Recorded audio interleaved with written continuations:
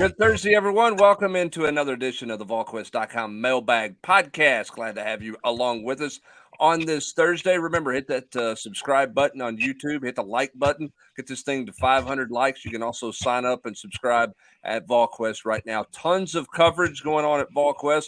We need more subscriptions to pay for Austin Price's Where in the World is Austin Price Around the World trip. We're obviously taping this because otherwise in Hawaii it would be in the middle of the night. But there's Austin Price in his wraparound shades in Hawaii, living the high life today. We're going to get to your questions, but Austin just wanted to announce his presence with some authority here today to talk about the Polynesian Bowl. Austin will give you the floor. Well, guys, had a good solid week of practice. They've yet to wear pads in any practice out here at the Polynesian Bowl. I don't know if it's just for safety reasons or if it's just because of the warmth, but they put them all in pads for like 5 minutes on Wednesday and then kind of yanked them right back out of pads, and they've just had them just practicing in jerseys. The quarterbacks have not even worn any jersey. They don't even have a number yet, which is interesting to me. But Nico's looked really good. I'll say this. The loss of Francis Malingoa at Miami, he looks really, really good. And then the Deuce Robinson kid, who's still yet to make a decision. A lot of people have him pegged for Georgia, the tight end. He's a really good-looking player. But Nico has been bonding really, really well with a lot of the players here. And it just continues to show why I think he meshes so well when he walks in to campus. He catches up with him the last couple of days. He's really, really been positive about the recruiting class. He feels like Tennessee got some really good players. He's excited about the defensive side of the ball. And clearly he knows that, like, those guys on defense will help him on the offensive side of the ball. He expects to score points. He knows that adding more depth and talent on the defense helps them stop people, which gets him the ball back when he eventually does become the quarterback at Tennessee. All right, one quick question, Austin. Why is he playing in this game? What's the ad? I mean, he's supposed to be on campus Monday to go to class. What's the rationale? Why is it so advantageous for him? Does he think to play in this game? Well, he wanted to play in this game. He had an offer to play in all the other games. He had an offer to play in the Under Armour, the Army. This one, this is the only one he ever wanted to play in. He's got Polynesian culture, obviously, and he's got that heritage. And this is the only one he ever wanted to play in. Talking to his dad, Big Nick, I mean, this was a no-brainer for them, to come over to the islands and play in this game. It's later than most of the other games. And so the fact that Tennessee doesn't start till late probably helped Nico in this instance. If Tennessee had started campus or started school 2 weeks ago or a week and a half ago, he's probably not playing in this game. But because it started late, it helped him. He's able to play in this game, and I think this was just kind of his last hurrah for prep football. Well, it's a last hurrah for him. It's a great hurrah for you because you're hanging out in the sunshine. We're in the cold rain here, but you do have great coverage. Great interview with Nico earlier this week. Full coverage coming up throughout the rest of the week, and obviously the game on Saturday. Austin, your tea time awaits. I think the starter's calling your name, so we'll let you get to it, my friend. No golf, my friend, but we are going to see Pearl Harbor. So you guys have a great Thursday, and we'll see you on the general's quarters. All right, thanks. There's Austin Price. Again, just wanting to announce his presence with authority and let everybody know where he was hanging out at this particular point. Back to the business at hand again. Full coverage of the Polynesian Bowl coming up from Austin throughout the rest of the week. All right, guys, let's get down to the business at hand and jump right into the Mailbag podcast here with a lot of questions. And we will start with the first one. As of January the 19th, does this look like the starting lineup offensively on the offensive line for game one? Any others that could push for a starting spot? Left tackle, Crawford, or right tackle, Crawford Mincy. Left tackle, Crawford Mincy. Left guard, Carrick. Center, Mays. Spraggins at right guard, and Campbell at right tackle. Grant, let's start with you. What do you think this offensive line looks like without Jerome Carvin and Darnell Wright?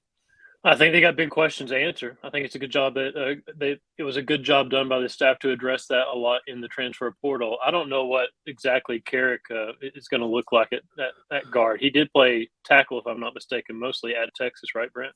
Yeah, he played tag. He played guard and tackle. He played more tackle. I don't think he's a tackle. He might get a look at right tackle in the spring, but I think he's more guard than he is tackle, in this Tennessee offense, but we'll see.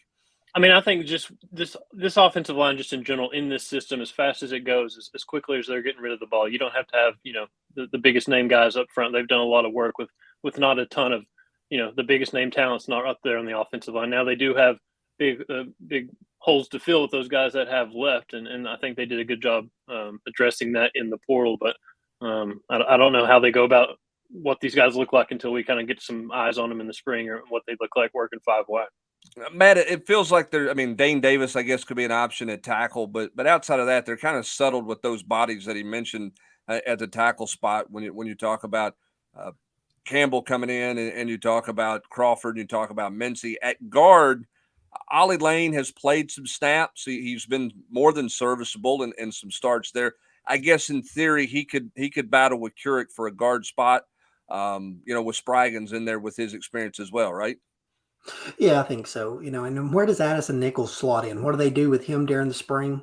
We saw him work some at center, and you obviously think that he can have a role there, but a guy that battled a hand injury later in the season, so didn't get a lot of, opportunities to get in games late. But, where does he slot in? He's a guy that I think can do some different things. But I'm like you, I think Carrick plays guard in this offense and maybe gets a look at right tackle, but I think they're pretty settled on those bodies. And, I think what Grant touched on, one thing is that they get the ball out so quick. If you can find a combination that works in the run game and you can and find those fits, then Tennessee can be productive, and I think it's going to be interesting to see how they mix some of those bodies inside, because you lose a guy like Jerome Carvin, you lose Darnell Wright at right tackle, who I think is, going to soar up draft boards, this spring, but we'll see what happens there going into the spring. I think that's definitely a position group of major interest. Yeah, and the next 6 or 7 weeks leading into that spring is really important too. Not just for newcomers, but for guys who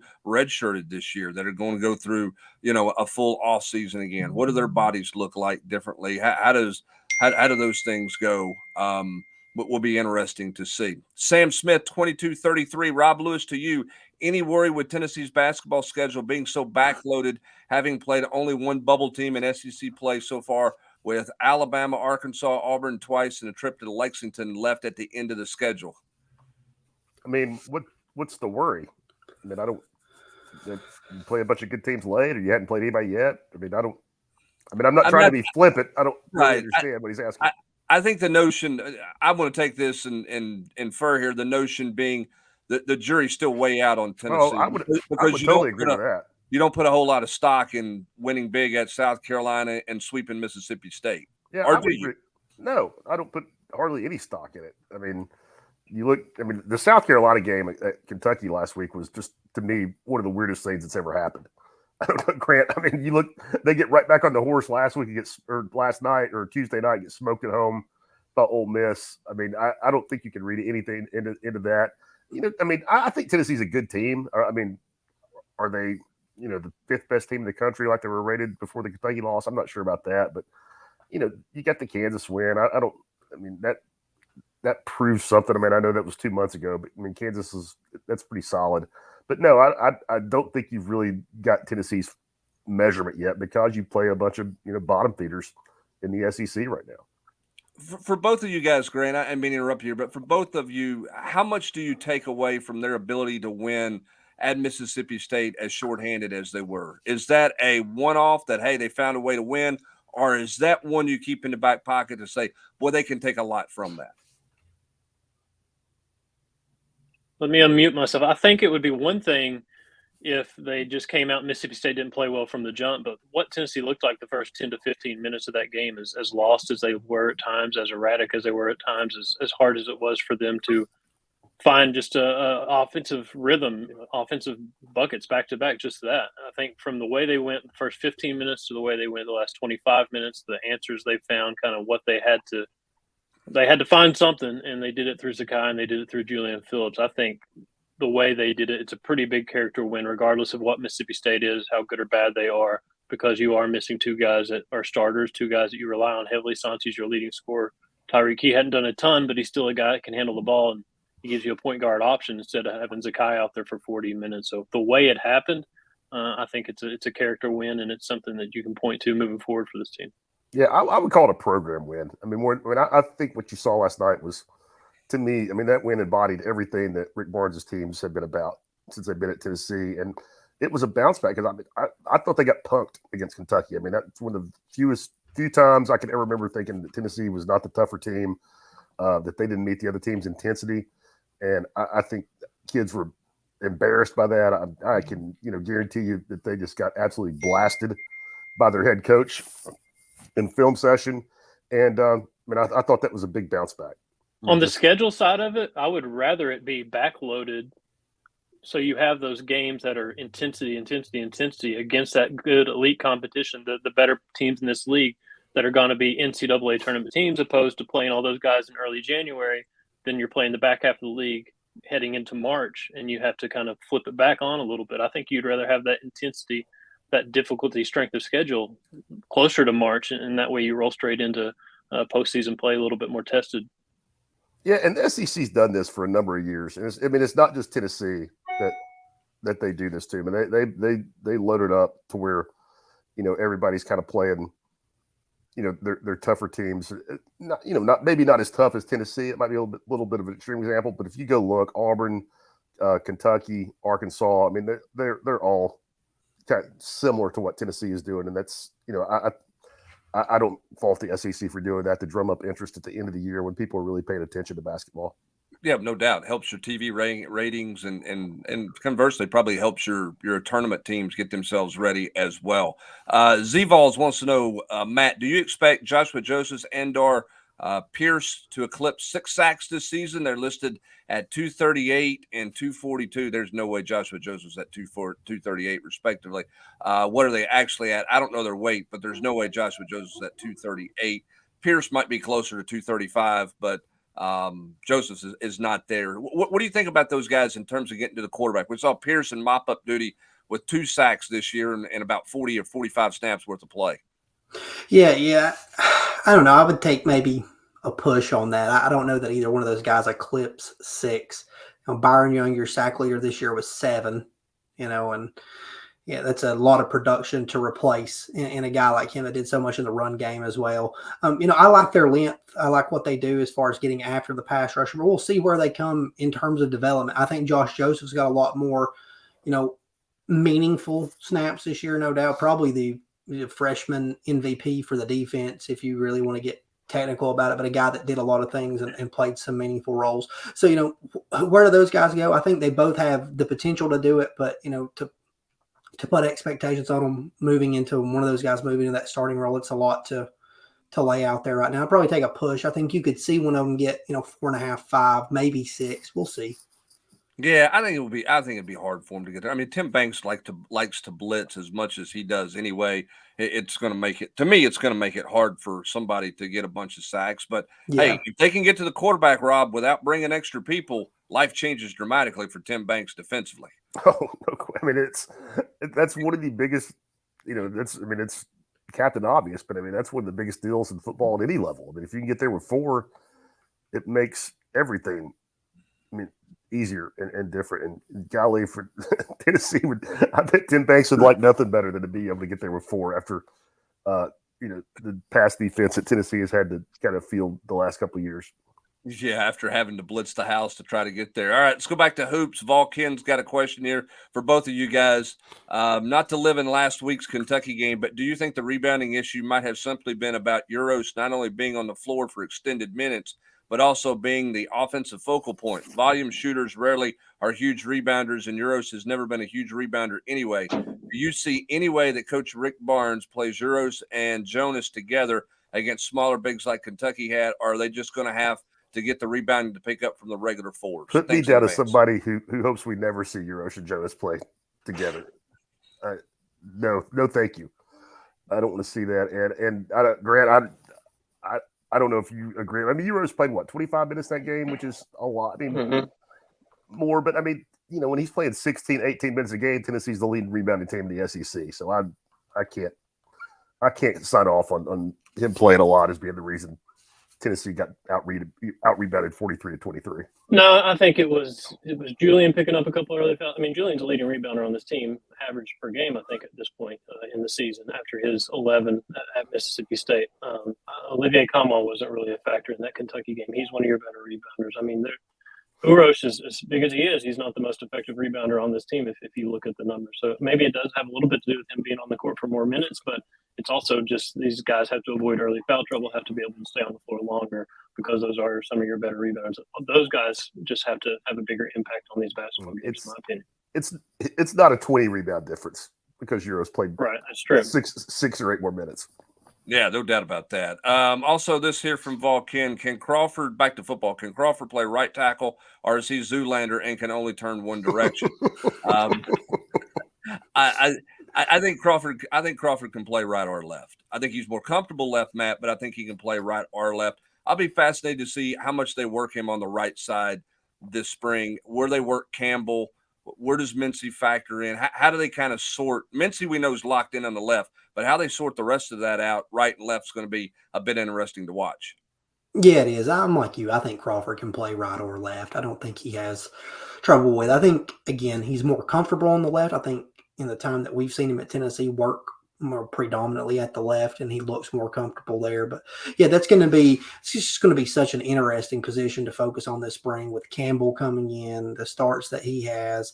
Where is Mincy at in terms of, health wise, conditioning wise? He battled some stuff down the stretch. So how does that factor into, what Tennessee is able to look at and how they work guys in the spring as well?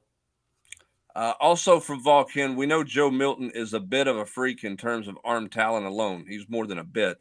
Can you compare just the arm talent of Milton and Nico, not who the better quarterback is, but just arm talent? And do you have any comparisons throughout Vol history on just the arm talent of each? I've not seen enough of Nico.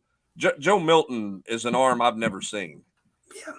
Yeah. Heath Schuler could throw the absolute snot out of it, right? But, Joe Milton throws the ball like nobody I've ever seen in a Tennessee uniform throw the ball. Am I wrong? Yeah. Watching Joe pregame when he would just stand on the goal line, 2 feet on the goal line, and he's just really starting the early portions of his warm-up, and he would just twist his body and launch it, not taking any steps, and he could throw it 55, 60 yards, and it looked like he was just getting started in his warm-up. That's something I've never seen. And then the stuff in the game, some of those balls that he put in the air to score wide against Missouri, against Clemson as well in the Orange Bowl. That's nothing against Nico. I haven't seen him throw. I don't think I've seen him throw in the flesh myself. But to compare arm talent to Joe, just in terms of the strength, that's a tough draw right there. Yeah, Heath Schuler is the only thing that comes close for me. And I didn't, was a kid, didn't see Heath on the practice field or anything like that. But Milton's different. And as far, we saw Nico one day, or you guys saw him more down in Miami, but I would say, I don't think he has the velocity, but I will say it's effortless when he throws it.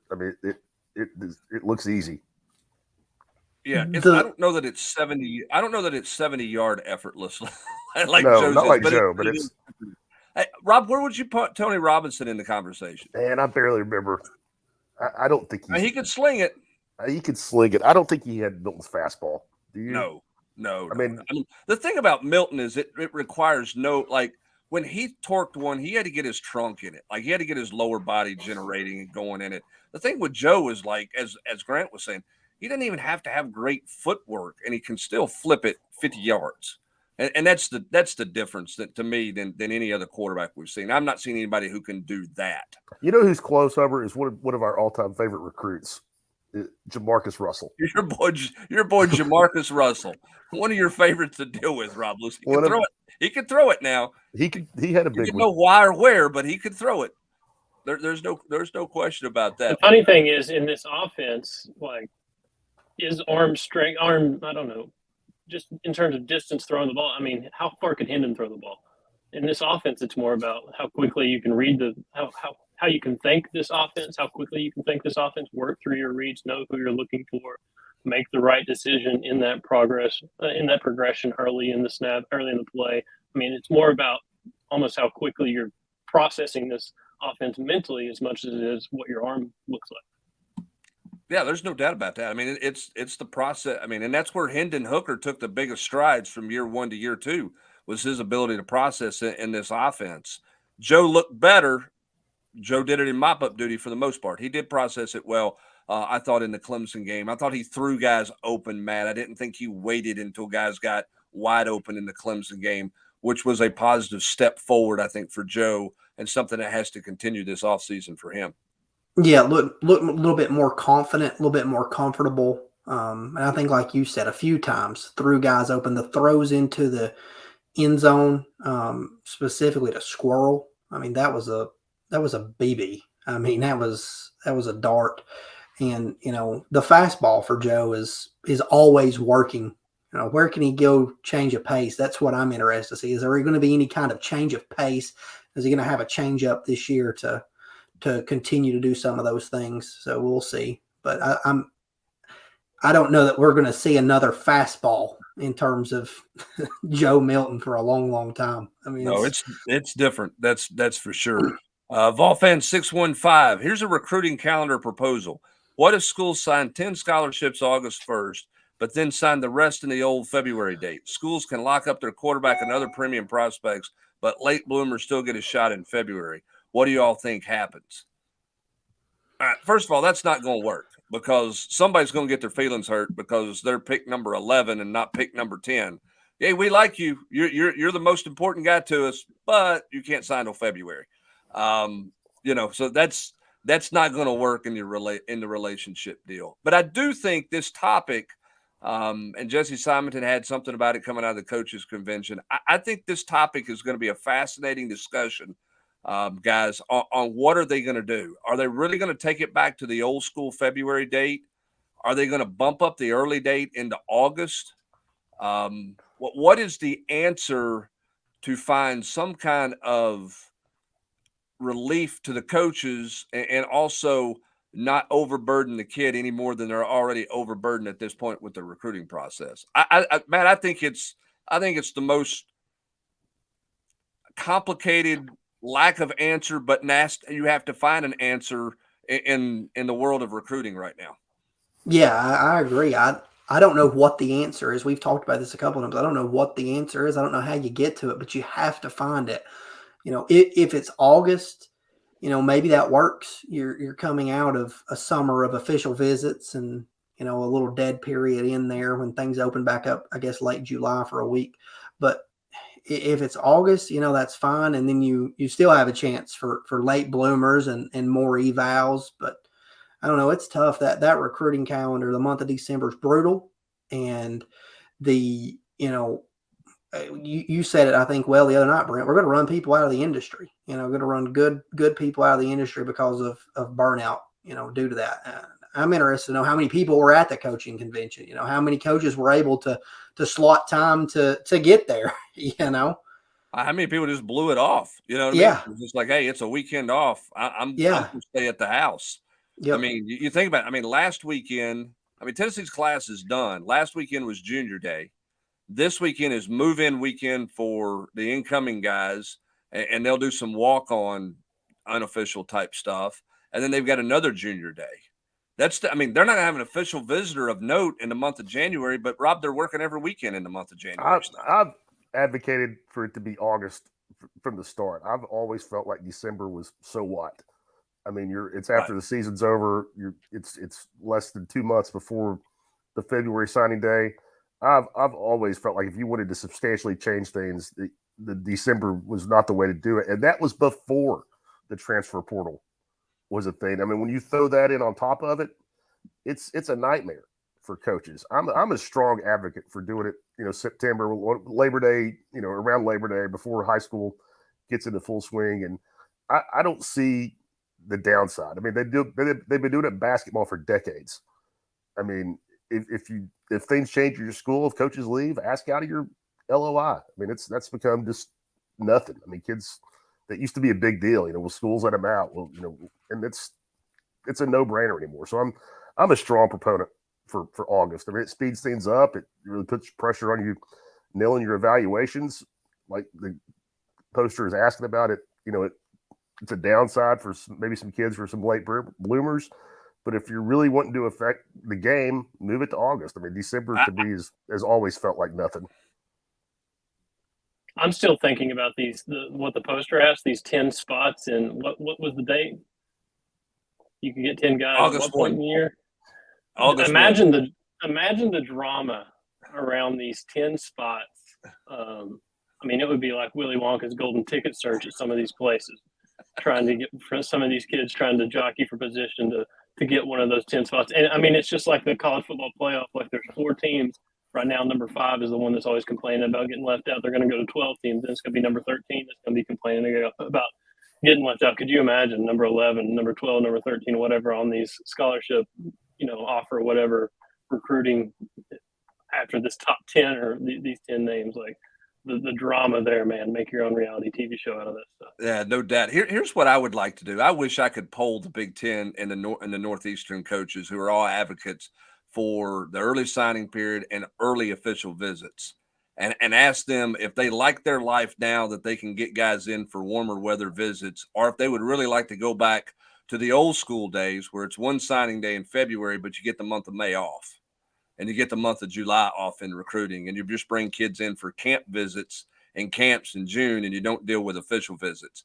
Do they like the warm weather visits that much, given the way it's changed their life in terms of their work schedule over the course of the last few months? Because I bet if you ask the people in the South, the coaches in the South, Matt, they would be more than happy with going back to one date in February if they could get the month of May back in their life. Yeah, 100%. I mean, I think so. And I think the official visits take just so much. When you start looking at those weekends, they take so much out of those coaches. There's so much that goes into those official visits, so much time spent planning how you're going to do this, and fit in time. You have families in with the kids that weekend. There's photo shoots. It's just those weekends are hard. Those 72 hours right there are rough. So I'm like you, Brent. I mean, and there was an official visit weekend last year. I can't remember how many exactly it was, but there was official visits wrapping up and camp starting the next day. So like it nonstop.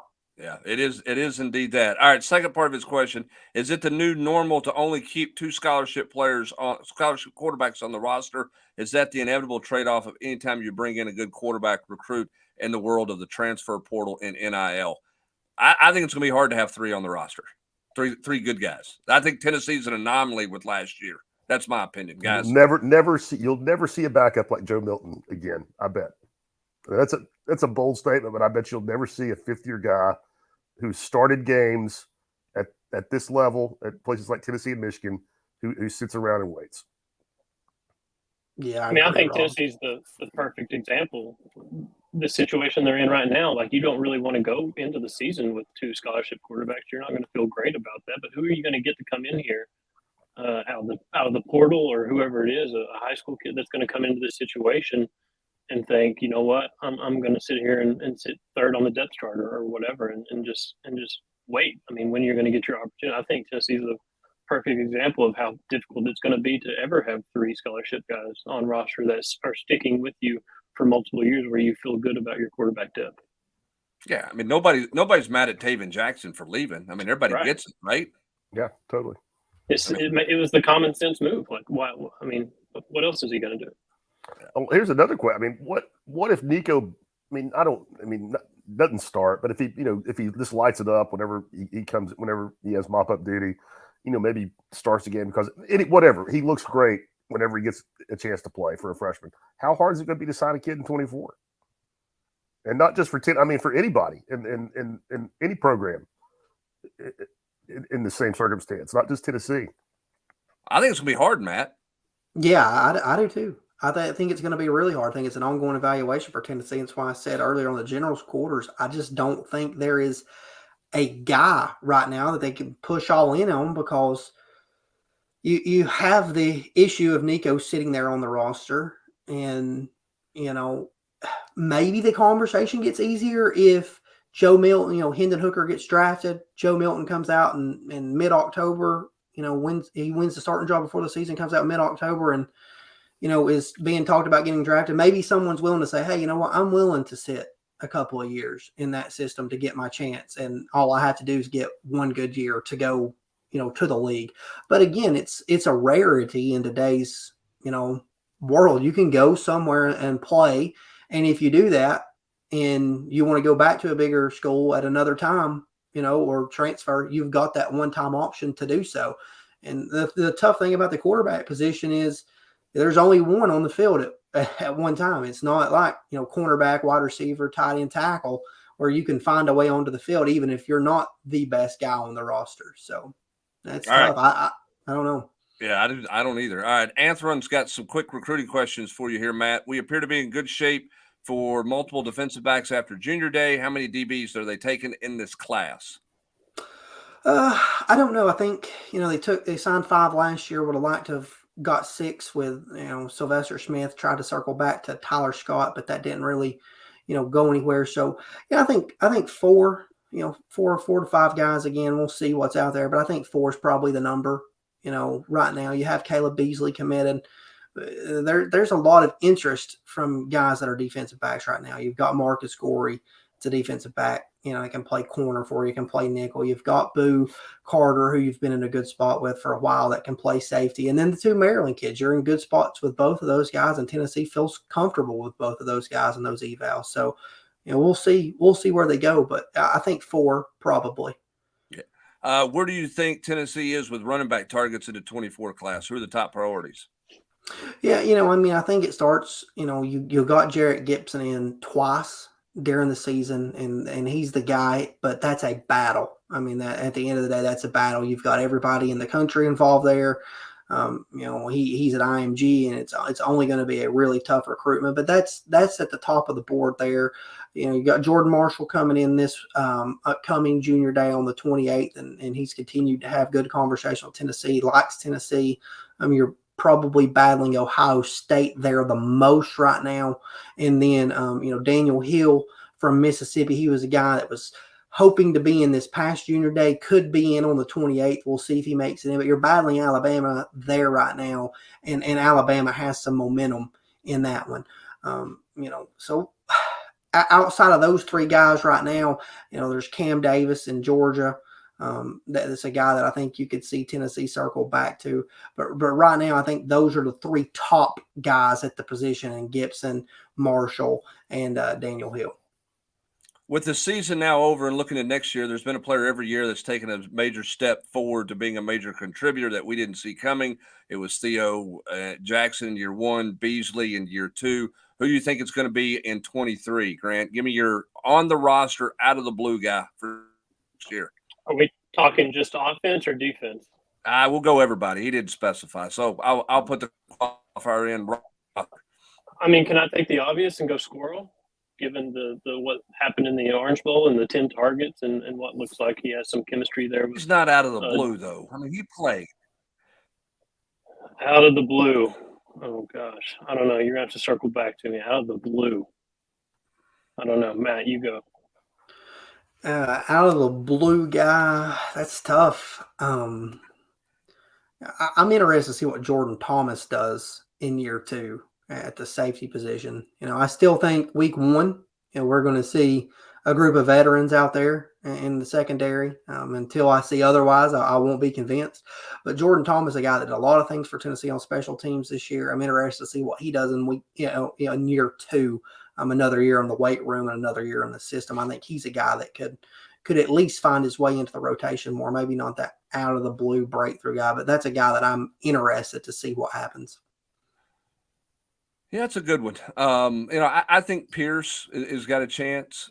Tyree West, he kind of falls in that Squirrel White category, right, Grant? He played a good bit, but I think that's a guy who can take a step. I think Bryson Eason's taken a step, although he played a lot this year as well. So I don't know. Of course, it's out of the blue, so you wouldn't know anybody. Jordan Thomas is interesting because I think that's going to be fascinating to see what they do in the secondary. I'm with Matt. If I had any confidence that they would not just shuffle the veterans out there at safety, I would have gone with Jordan Thomas, or even, he's not out of the blue, but I think if Christian Charles gets back to safety, I think that kid has a chance to still be a good player. Yeah, he's not a corner. They've got, for confidence more than anything else, they got to get him back to a position he's comfortable with, because he never looked comfortable at all playing at the corner spot.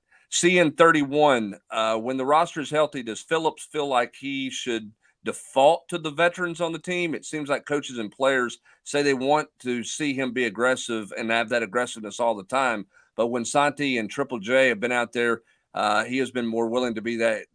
Without them out there, he's been more willing to be that guy.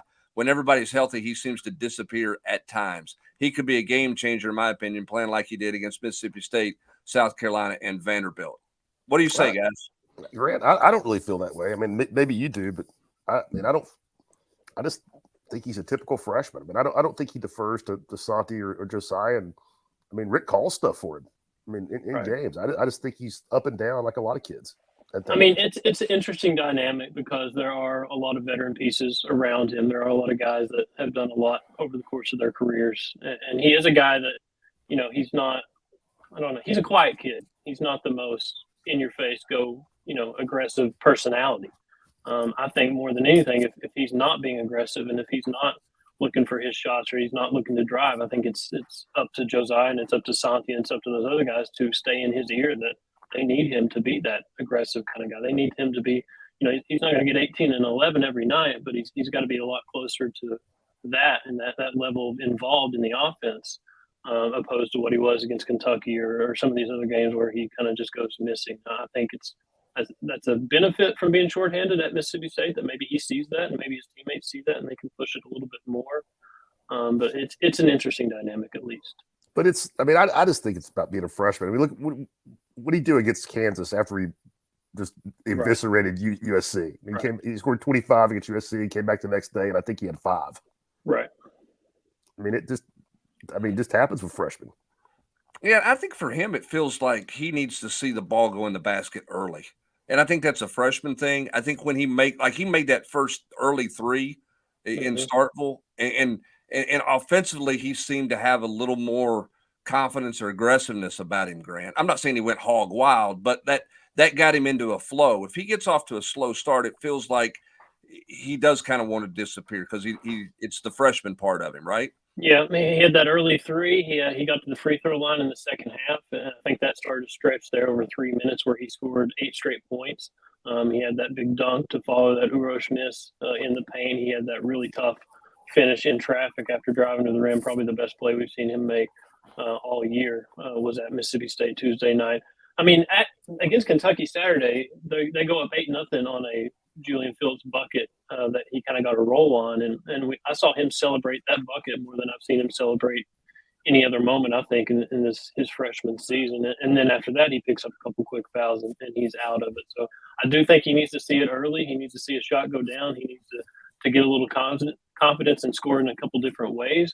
More than anything, though, he's got to be smart. He's got to avoid those 2 early fouls. All right, a couple more and then we're out the door here. What are the plans for Neyland Stadium this offseason? What were the costs related to the Alabama win? Has Tennessee said? Well, those goalposts have been laying around for 20 years to be replaced. So I think they'd probably paid those off. From a ground crew standpoint, they had to fix a couple things, but it wasn't anything dramatic. They had a lot more damage when they beat Florida in '98. As for plans for the stadium this offseason, there was initial talk that the old Gate 10 ramp, which is every athlete's favorite ramp, particularly the basketball guys, right? Don't they run that thing for part of conditioning? Or they used to. The initial thought was that ramp was going to go away and they were going to put a scissor ramp in there. I don't think that's going to happen because of cost. I think they're going to keep that long ramp at ramp 10 and try to dress it up in some way. Most of the off-season work right now is finishing out the West Side Club underneath area that was not completely dressed out, and then starting some of the fundamental work, if you will, for the South Concourse, but not anything that you're going to see really visible, I don't think, this offseason. So that's why they'll be able to have a spring game if they want to, because the stadium's not going to be closed. It'll be another year before you see a major facelift that will be visible to all the fans out there. And we'll see what that looks like once they get moving in the South Concourse or South End Zone where they want to go next. Eventually, that's probably going to be our seats down there as a media member.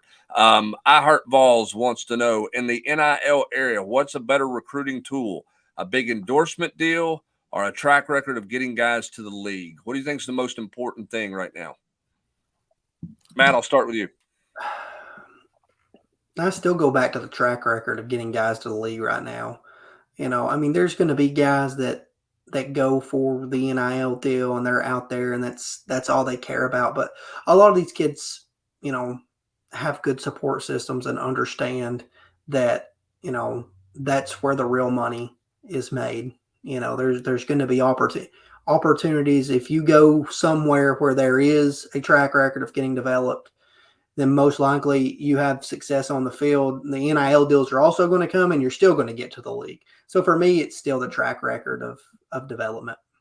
It's track record. Matt said it, real money. Like, I want to get to the league. Not only do I want to get to the league, I want to play in a relevant football program where they're going to be playing in big games. Like, money's great, but you're probably going to get a little bit of NIL money anywhere you go in this day and age, especially if you're high profile enough of an athlete. So I want to go where they're producing not only picks, but they're playing for championships, and you're playing on a big stage because, you want to be developed by elite coaches and elite programs. You want to get not only drafted and get that first NFL contract, but you want to work towards that second contract. I mean, the clock is ticking as soon as you get drafted towards that second contract. So you want the real money that Matt talks about. I think that's in the league, and the NIL money is just a little bit of an appetizer. Rob, let me ask this. Does the Jaden Rashada story, does that give pause to high school players out there about the chase for money? I think it has to. I mean, it goes back to like what Matt was talking about. If they do have, if it's a kid with a good support system, it definitely, I think, is a game changer. I mean, you're going to want some hardcore assurances that everything being promised is going to be delivered.